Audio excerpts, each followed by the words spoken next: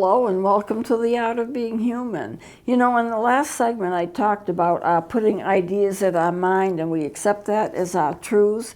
I'm going to start off with what's considered to be, as far as I know, a true story. And it's a short true story, but a good one. It was about a trapeze artist. And the trapeze artist taught his students how to perform on the high trapeze bar. And they practiced and they practiced and they practiced and they practiced, and they were getting pretty good at it. Then it came a time for the students to perform, and one student froze with fear. I just can't do it. I just can't do it. I just can't do it. He was just terrified. And so his instructor went to him and put his arm around the boy's shoulder, and he said, "Son, you can do it, and I will tell you how. Just throw your heart over the bar and your body will follow." Now, it is true. We get an idea in our mind, and sometimes we try to freeze it out because of fear. But if we follow and do what we can, sometimes we can do amazing things, far more than we could ever imagine. But what I really want to focus on is the fact of the emotions that we have. We have so many of them, and right now they're everywhere. Because of the social situation, they're everywhere. Now, the emotions that I consider to be real emotions would be these. I'm just going to list them off, and I probably will get to discussing them one by one at some point. But here they are: depression, grief, anger, panic, phobia, aggression, which is a behavior as a result of anger, rage, hate, fear, anxiety, free-floating anxiety, which is sometimes called cold emotion, guilt, remorse, shame, and disappointment. How many of these things do we experience in our lives? And then if we become unstable because of pressures, because of what's going on in society, we can go from one emotion to another emotion to another emotion fairly rapidly, and then back to the first one. So we have to deal with the fact that we are basically emotional creatures more than intellectual creatures. I know that we think of ourselves as being intellectual. And when I was a college student many moons ago, although I've never stopped learning, I always was impressed by the college professors that never was shaken. They were never nervous. They never got upset. Things would happen, they'd say, "Oh well," and then they'd work around it, and perfectly calm. And I thought, why can't we be like that? And I used to admire those people like that, you know. And I can remember one of my college professors saying to me once, "You know, I've never really been nervous in my life, and I've never really been depressed." Though that doesn't mean that he wasn't a normal person, but he didn't have those emotions to any great degree. So we have a lot of individual variation in the emotions that we come from. And, you know, we can't think of them as good or bad. We place value on emotions, that we actually place a kind of a value in terms of worth on emotions. Good emotions are happiness and joy and peace and love and all of that. And then we tend to label as bad emotions, you know, anger and things like that. Well, even Jesus got angry. Jesus got angry and threw the money changers out of the temple. Anger can be a very profitable and a very good emotion as long as it doesn't get out of hand. So these are the emotions. Now, I think what I'm going to do is go over various types of anxiety that we feel, because during what we are going through in the pandemic, a lot of people are anxious. But what are you anxious with? There are different types of anxieties. I think what I mentioned on the last show was I talked about anticipatory anxiety, because you can be fearful of what legitimately might happen, even though you're not sure that it will. And the anticipatory anxiety can be anything from fear of a doctor's appointment to fear of losing your job, from fear of not being able to pay your bills, It could be anything, fear of losing your health, whatever it is, it can be anything. So I'm going to go over some of these kinds of anxiety now, and you can probably pinpoint as I do this, you can probably pinpoint the kind of anxiety that you have if you have a different type of anxiety, because it's not always the same. And as I say, people have a lot of different varieties of what they suffer from, and I think a lot of it's going to be anticipatory if we're thinking about what's going on in society now, but there are other things too. You know, we have our own private lives and we can be afraid of what happens there. So let's go on with this. And the first I'm going to mention is a generalized anxiety disorder, GAD. That's chronic high anxiety, but it's not tied to any event. It's basically, I'm scared because I'm scared. I'm nervous because I'm nervous. I don't know why I'm nervous. I'm just really, really nervous. Now, there's all kinds of reasons to be nervous, and some of it's going to be related to your own body. I had one of my students, I know I've mentioned this before, he was always nervous. And I talked with him one day about it. He says, I don't know, I'm scared. I'm just nervous. And I said, why are you nervous? He was doing well. There was nothing that was bothering him in his life. And he says, I don't know. He says, I get up in the morning and I start to feel nervous, and I'm nervous all day long. And I can't stop the nervousness. It's with me all day long. We talked about it, and we talked about it, and we talked about it. And I think for a person like him, I think his body, I think his hormones were a little disoriented. I think they were out of order, and he was getting some hormone symptoms, or it might have been something else. But at any rate, he was nervous, and I think some mild anxiety medication for him would be very helpful. I don't know if he ever got any, but I may have suggested it, just to calm him down a bit. Also, you can sometimes desensitize yourself. Supposing you're afraid of crossing bridges. There are a lot of people that are terrified of bridges. I know there was one bridge in Maine that I used to go over every so often, not too frequently, but it went from Maine to New Hampshire. And there was a talk about every year 3 people died on that bridge. I don't know how that story ever gets started, but that's what people thought. Every year at least 3 people died on that bridge. Well, anyone who was afraid to go on the bridge was afraid to go on that one. It was old. All of the boards were rumbling. You know, you could hear them. You could hear them cracking like when you were going over it. They finally redid the bridge, and so now that's no longer a problem. And I don't hear any more about the 3 people that die every year on it. But if you're afraid of something like that, what's the first step in getting you so you can go over bridges and not be panicked and not be paralyzed by the fear? Well, one thing you can do, and it has to start very, very gently and very slowly. You can desensitize yourself, possibly. First, you get a book and you look at bridges, pictures of bridges, and you notice how you feel. You can think about, what would it be like if I went over that bridge? What would I feel like if I had a car and I drove over that bridge? Supposing that bridge had a place where you could walk, like a sidewalk right on it, so you could walk across the bridge. Some bridges do. What would it be like if I took and I walked across that bridge? And they allow themselves to feel that fear. But it's a safe fear, because they're not on the bridge, and they know they're not on the bridge. They're not going to fall off the bridge. They are only looking at a picture of a bridge, but it's enough to bring up the fear of what they're afraid of. And so therefore, why not look at pictures and then get yourself used to mentally thinking about, this is a picture, this is not a real bridge, but I'm going to imagine it as being a real bridge, and I'm going to allow myself to experience that emotion. Now, there are some people who desensitize, and I think in an unhealthy way, and it's called flooding.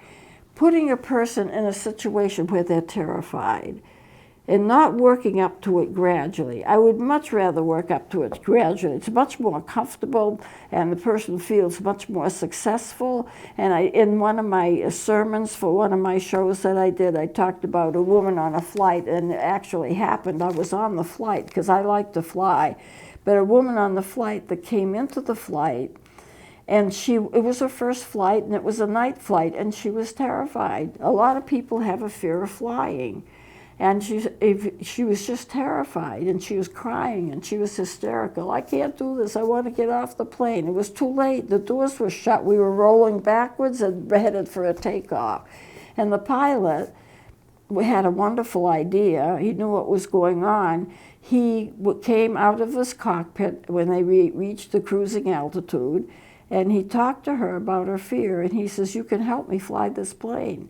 And I know we'll be all right. I'm going to ask you to do something, and it's going to keep everybody comfortable, and you're going to be helping me fly the plane." Well, she was interested in that. She didn't stop to think how stupid that was, to fly a plane when you don't have the ability to do so. But he says, "We have two lights here. There's a light over there. There's a light over there. And as long as this plane flies in between those two lights, exactly in between those two lights, right in between them, we're fine. We're on course. Nothing bad is going to happen. So I want you to look occasionally at those two lights and see that we're in the middle." Well, you know, she readily accepted that. He went back to his cockpit. We didn't hear her terrified for the rest of the night, but she kept looking one way, the other way. Yep, we were between those two lights.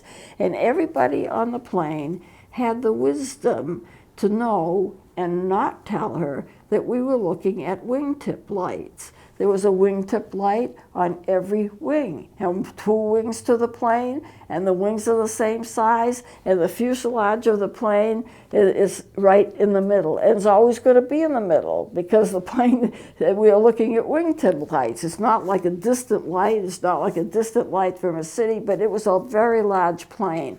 And sometimes when you look quickly at night out of a large plane and you see a little light, you're wondering if you're approaching some kind of a city and you're looking at city lights, but that wasn't the case. She was looking at wingtip lights, and the plane landed and there was no problem, and she was okay after that. Flooding means putting a person into a place where they're going to be terrified and hoping that they get so adjusted to it that they realize that they don't have to have fear.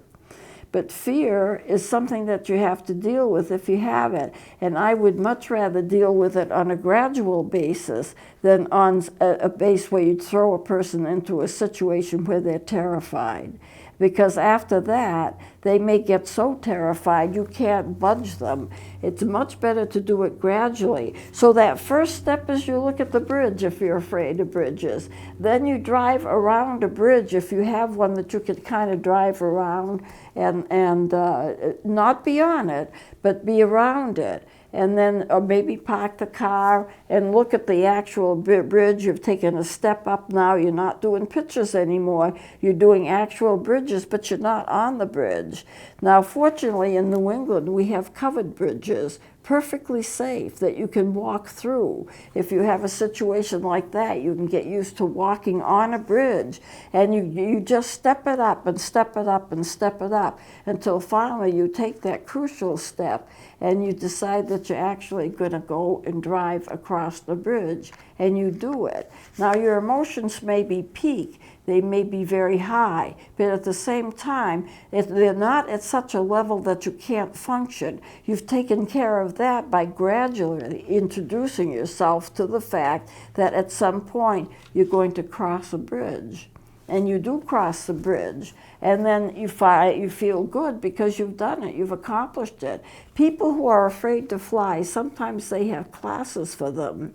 You know, they get used to the plane, they get on a plane, they walk on the plane, they see the plane, stewardesses and pilots talk to them. They get accustomed to the fact that this is where you sit on a plane, and this is where you move, and this is what it looks like in the inside, and you don't have to be terrified. You know, the windows are there, that's okay. The door is there, that's okay.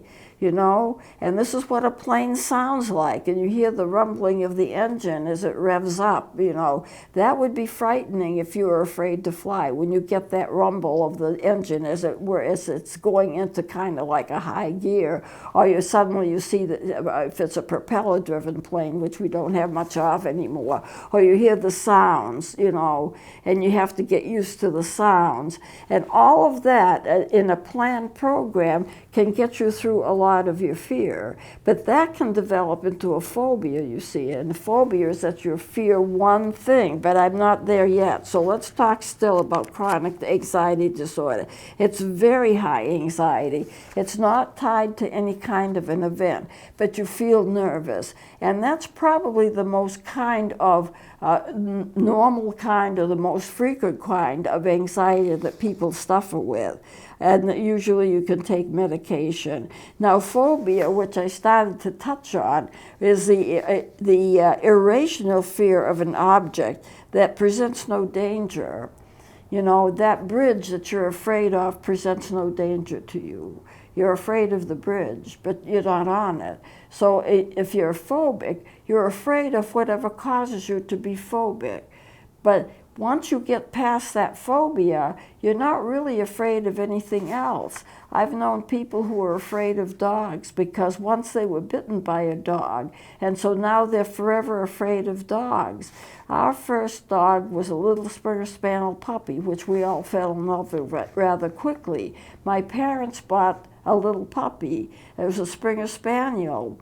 And the reason, my sister was afraid of dogs for some reason. She just was afraid of dogs. And she was old enough, she called dogs dogging. That was her word. No, so she was probably about 2 or 3 years old, and they decided to get her over her fear of a puppy, we should have one. So they got a puppy, a Springer Spaniel puppy, and that gradually she found that she really loved the puppy. She loved playing with the puppy and all of that, and she got over her fear of puppies, and now she's a great dog lover. She absolutely is crazy about dogs. She dog sits. She does everything she can to be with the dog. But she had to get used to the fact that this puppy's not going to bite her. This puppy's not like an average dog. You know, this puppy is her dog, and it's a safe dog. And that's how we got her over that. Now, of course, we're twins. I always loved dogs from the beginning, and I was never afraid of them, but she was for some reason.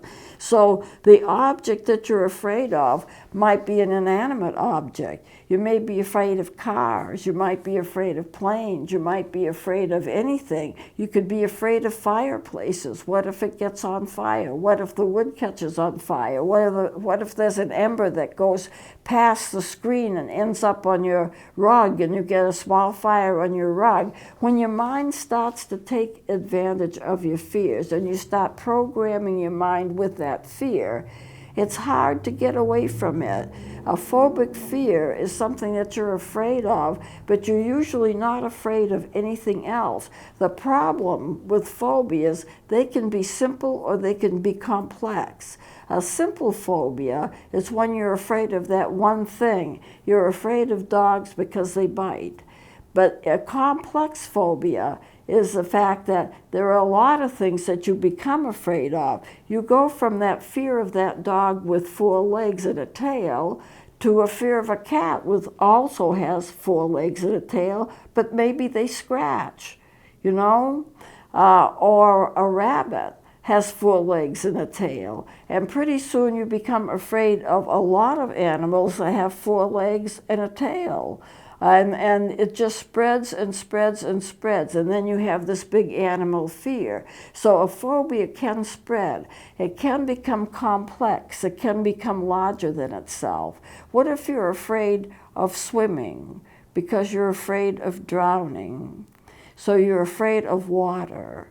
And then pretty soon you're afraid of going on a diving board. You're afraid of even going in somebody's backyard pool. And it gets to the point where you're so afraid of water that you don't want to go to the beach. A wave might get you. You know, it gets to the point where it just doesn't make any normal sense, but at the same time it does, because fears tend to spread. Fears tend to get larger than themselves. They intend to include more. And you could take various fears as a complex fear. You could take various fears and combine them in your mind. You don't even know you're doing it. And it becomes one fear that's symbolic of all of the other fears that you have. and therefore you can really have a terrible time with phobias. Here again, you need to have somebody help you out of that. You may need to have treatment for it. There are programs that occur that can help you with that. So if you are afraid and it seems to be getting worse rather than better, and it seems to be including more things, you need to get help with that. Now, panic disorder. A panic disorder is an overwhelming anxiety, and it comes on you quickly, and you don't know why you have it, but all of a sudden you're terrified. You go from being, okay, I can deal with this, I'm all right, to everyday living, to suddenly being so fearful that you can hardly move. You can't go into the store, you're afraid. What's gonna happen? You don't know what's gonna happen. Nothing's gonna happen. You're gonna pick up some groceries, pay for them, and leave. But then if you're so fearful and you have panic attacks, or you can just go into a store and suddenly, I gotta get out of here. I gotta get out of here. I'm scared. What am I scared of? I don't know, but I am. And I've told this story before, and it's true. As a college professor, I was teaching in a college, and I was in my office. I wasn't teaching at that particular moment. It was between classes or something, and I was working on something in my office. I heard this blood-curdling scream. I thought somebody had been attacked in the hall, although it isn't the kind of college that you would expect that to happen. So, and there were classes going on. So I ran out into the hall feeling somebody probably got into a fight, someone's been attacking somebody, just to see if I could help out. And there's this one lone student, female student, who's screaming at the top of her lungs, and no one's around. She's all alone. She's not being attacked. So I talked with her. Were you screaming? Yes, I'm scared. What are you afraid of? I don't know, I'm just suddenly panicked. She had such a sense of panic that she had to react to it, and she did not know how to react to it because it didn't make any sense to her, because nothing was happening. Something was happening, of course, and it was within her own body that it was happening. And she was just screaming. She was screaming out of panic, like she was being attacked, and there wasn't anybody there. So I got her into my office, and we talked, and I got her calmed down, and probably referred her to the counseling department, which I wasn't in the counseling department at that time, to get some help with it, because there's no such thing as a fear or a panic without a cause. You can't have a symptom unless there's a cause of it. There's no such thing as a symptom without a cause. You might not know the cause, and in a lot of anxiety, we don't know the cause. With anticipatory anxiety, that's a little different because we can discern what the cause actually is. Well, it's because I might be, just downsized from my job. They're going to be letting 10 people go. We don't know which 10 people it's going to be. It might be me. So that anticipation of the negative thing happening is a reality. It could happen. Might not happen, but could happen. This lump on my wrist could be cancer. Might not be cancer, but it could be cancer. So I have an anticipation of something that is at least in reality. But with a panic disorder, there isn't anything that you can point your finger to. I'm afraid because I'm afraid. What is the cause of my fear? Fear. I'm fearful of being fearful of being fearful. And it gets to be a cycle. I'm afraid, and I scream. I scream because I'm afraid. Which comes first? Me being afraid, or me screaming because I'm afraid, or fearful that I'm going to be afraid? It gets to be a cycle. You have a symptom. You don't understand where the symptom is coming from. The symptom is very distressful, and so what you do is you try to do something to stop the symptom. Now, there's no such thing as a symptom without a cause, but most people, they don't want to know what the cause is. They don't care what the cause is. Just get rid of the symptom. It's like having a pain, having a headache, having a severe headache. I want to get rid of this headache. What's the cause of the headache? Did you bang your head against the wall when you fell? Or do you get it periodically?